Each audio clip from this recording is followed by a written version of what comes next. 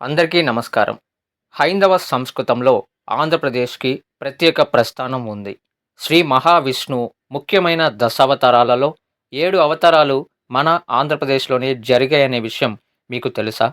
ఏ ప్రదేశంలో జరిగాయో ఇప్పుడు మనం తెలుసుకుందాం. కూర్మావతారం శ్రీకాకుళం జిల్లాలో జరిగింది. కృష్ణావతారం ఉత్తరప్రదేశ్‌లోని మథురాలో జరిగింది. రామావతారం ఉత్తరప్రదేశ్‌లోని అయోధ్యలో జరిగింది.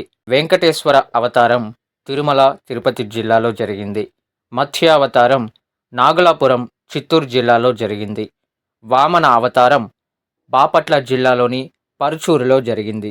నరసింహ అవతారం నంద్యాల జిల్లా మహానందిలో జరిగింది. వరాహ అవతారం తిరుపతి జిల్లా తిరుమలలో జరిగింది. పరశురామ అవతారం శ్రీకాకుళం జిల్లా మహేంద్రగిరి పర్వతం మీద జరిగింది.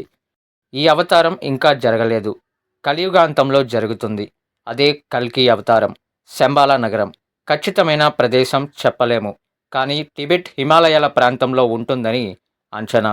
వీడియో నచ్చితే తప్పకుండా లైక్ చేసి, కొత్తవారు మన ఛానల్ని తప్పకుండా సబ్స్క్రైబ్ చేసుకొని సపోర్ట్ చేయండి.